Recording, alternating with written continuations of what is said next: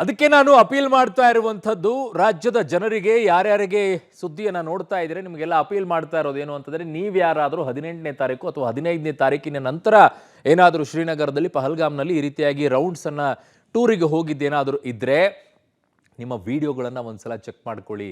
ಆ ವಿಡಿಯೋದಲ್ಲಿ ಯಾರಾದರೂ ಈ ರೀತಿಯಾಗಿ ಅನುಮಾನದಿಂದ ಮ್ಯಾಚ್ ಆಗ್ತಾ ಇದೆ ಅಂತ ಹೇಳಿ ಆ ದೃಶ್ಯಗಳಿದ್ರೆ ಹೇಳಿ, ಬಹಳ ಸಹಾಯ ಆಗುತ್ತೆ ಇಂಥವ್ರನ್ನೆಲ್ಲ ಹೆಕ್ಕಿ ತೆಗಿಯೋಕ್ಕೆ. ಚೆಕ್ ಮಾಡ್ಕೊಳ್ಳಿ, ಒಂಚೂರು ಸೆನ್ಸ್ ಯೂಸ್ ಮಾಡಿ. ಜೊತೆಗೆ ಭಯ ಇಟ್ಕೊಳಕ್ಕೆ ಹೋಗ್ಬೇಡಿ. ನಾನು ಈ ವಿಡಿಯೋ ಕೊಟ್ಬಿಟ್ರೆ ಮುಂದೇನಾಗ್ಬಿಡುತ್ತೋ, ನನ್ನನ್ನು ಏನಾದರೂ ಕರೆದು ಬಿಡ್ತಾರೆ, ಈ ಭಯ ಇಟ್ಕೊಳಕ್ಕೆ ಹೋಗ್ಬೇಡಿ. ಕಾರಣ ಇದು ದೇಶದ ವಿಚಾರ, ನಿಮಗೇನೂ ಆಗಲ್ಲ. ನೀವು ಯಾರು ಮುಂದೇನೂ ಬರೋಕ್ಕೆ ಹೋಗ್ಬೇಡಿ. ಆದರೆ ವಿಡಿಯೋಗಳಿದ್ದರೆ ಚೆಕ್ ಮಾಡ್ಕೊಳ್ಳಿ, ಎಲ್ಲಾದರೂ ಅನುಮಾನಗಳಿದ್ರೆ.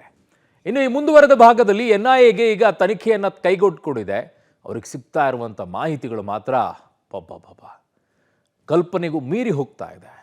ಆ ರೀತಿಯಲ್ಲಿದ್ದಂಗಿದೆ ನೋಡಿ ಸ್ಟೋರಿನ. ಭಯೋತ್ಪಾದಕರಿಗೆ ಹಿಂದೂಗಳೇ ಟಾರ್ಗೆಟ್. ಹಿಂದೂಗಳ ತಲೆಗೆ ಗುಂಡು ಹಾರಿಸಿದ್ದ ಉಗ್ರರು. NIA ತನಿಖೆಯಲ್ಲಿ ಸ್ಫೋಟಕ ಅಂಶ ಬಯಲು. ಕಾಶ್ಮೀರದ ಪಹಲ್ಗಾಮ್ನಲ್ಲಿ ನಡೆದ ಹಿಂದೂಗಳ ನರಮೇಧ ಸಂಬಂಧ NIA ತನಿಖೆಯಲ್ಲಿ ಬೆಚ್ಚಿ ಬೀಳಿಸುವ ಅಂಶವೊಂದನ್ನು ಬಹಿರಂಗವಾಗಿದೆ. ಭೂಲೋಕದ ಸ್ವರ್ಗದ ತಾಣಕ್ಕೆ ನುಸುಳಿ ಬಂದ ರಣ ರಾಕ್ಷಸರಿಗೆ ಹಿಂದೂಗಳೇ ಟಾರ್ಗೆಟ್ ಆಗಿದ್ದರು ಎಂಬ ಅಂಶ ರಿವೀಲ್ ಆಗಿದೆ. ಪಹಲ್ಗಾಮ್ನ ಫುಡ್ ಪಾಯಿಂಟ್ನಲ್ಲಿ ಧರ್ಮ ಕೇಳಿ ಹಿಂದೂಗಳು ಅಂತ ಗೊತ್ತಾದ ಮೇಲೆ ತಲೆಗೆ ಗುಂಡು ಹಾರಿಸಿ ಒಂದೇ ರೀತಿಯಲ್ಲಿ 26 ಪ್ರವಾಸಿಗರನ್ನು ಭೀಕರವಾಗಿ ಕೊಂದಿದ್ದಾರೆ ಅಂತ NIA ಪ್ರಾಥಮಿಕ ತನಿಖೆ ಮಾಹಿತಿ ಬಯಲಾಗಿದೆ. ಮೊದಲಿಗೆ ಫುಡ್ ಪಾಯಿಂಟ್ ಬಳಿ ಹೊಂಚು ಹಾಕಿ ಕುಳಿತಿದ್ದ ರಕ್ತ ಬೀಜಾಸುರರು ಪ್ರವಾಸಿಗರ ಚಲನವಲನಗಳನ್ನು ಗಮನಿಸಿದ್ದಾರೆ. ಬಳಿಕ ಜನರತ್ತ ಏಕಾಏಕಿ ನುಗ್ಗಿ ಹಿಂದೂಗಳನ್ನು ಹುಡುಕಿ ಟಾರ್ಗೆಟ್ ಮಾಡಿ ಗುಂಡು ಹಾರಿಸಿ ನೆತ್ತರು ಹರಿಸಿದ್ದಾರೆ.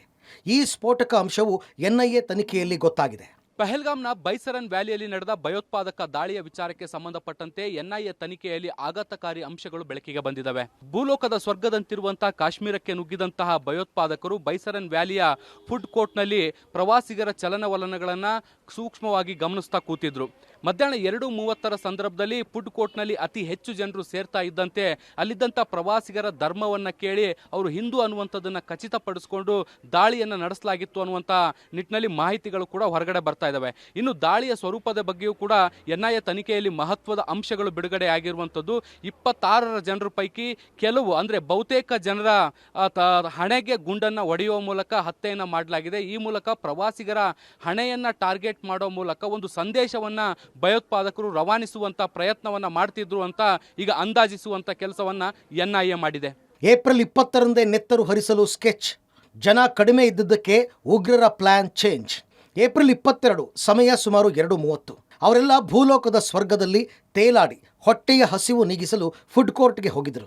ಅಲ್ಲಿಯೇ ಅವಿತು ಕುಳಿತಿದ್ದ ಯಮಕಿಂಕರರು ಜನ ತಟ್ಟೆ ಕೈಯಲ್ಲಿ ಹಿಡಿತಾ ಇದ್ದಂತೆ ಎದ್ದು ನಿಂತು ಧರ್ಮ ಕೇಳಿ ಹಿಂದೂ ಅನ್ನೋದು ಗೊತ್ತಾಗ್ತಾ ಇದ್ದಂತೆ ಗುಂಡು ಹಾರಿಸಿದ್ದಾರೆ. ಕೇವಲ ಒಂದೇ ಒಂದು ನಿಮಿಷದಲ್ಲಿ 4 ಜನರ ಉಸಿರನ್ನು ನಿಲ್ಲಿಸಿಬಿಟ್ಟಿದ್ದಾರೆ. ಈ ಸ್ಫೋಟಕ ಸತ್ಯ NIA ತನಿಖೆಯಿಂದ ಗೊತ್ತಾಗಿದೆ. ಮೊದಲು ಉಗ್ರರು ಪರ್ವತ ಶ್ರೇಣಿಯಿಂದ ಏಕಾಏಕಿ ಬಂದಿರಬಹುದು ಅನ್ನೋದು ಅಂದಾಜು ಮಾಡಲಾಗಿತ್ತು. ಆದರೆ ಈಗ ಪ್ರವಾಸಿಗರ ಮಧ್ಯೆಯೇ ಕಾದು ಹತ್ಯೆ ಮಾಡಿರುವ ಮಾಹಿತಿ ಹೊರಬಿದ್ದಿದೆ.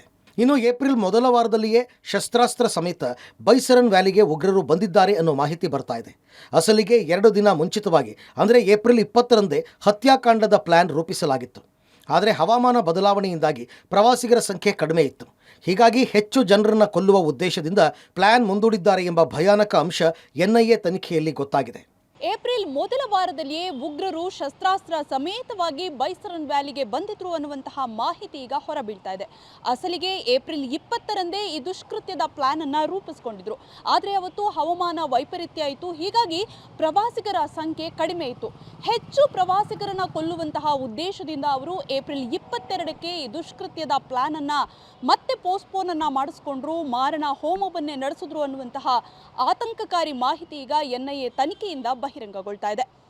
ಸದ್ಯ ಉಗ್ರರ ಚಲನವಲನ ಪತ್ತೆಗೆ ಪಹಲ್ಗಾಮ್ನಲ್ಲಿ ತನಿಖೆ ಚುರುಕುಗೊಂಡಿದೆ. ಹೋಟೆಲ್, ರೆಸ್ಟೋರೆಂಟ್ ಸೇರಿದಂತೆ ಎಲ್ಲ ಕಡೆ ಉಗ್ರರ ಜಾಡಿಗಾಗಿ CCTV ತಲಾಶ್ ಜೋರಾಗಿದೆ. ತನಿಖೆಯಲ್ಲಿ ಉಗ್ರರ ಪೈಶಾಚಿಕತೆ ಒಂದೊಂದು ಮಾಹಿತಿ ಹೊರಬೀಳ್ತಾ ಇದ್ದಂತೆ ಭಾರತೀಯರ ರಕ್ತ ಇನ್ನಷ್ಟು ಕುದಿತಾ ಇದೆ. ಶಬ್ಬೀರ್ ಜೊತೆ ಪವಿತ್ರ, ಪಬ್ಲಿಕ್ TV.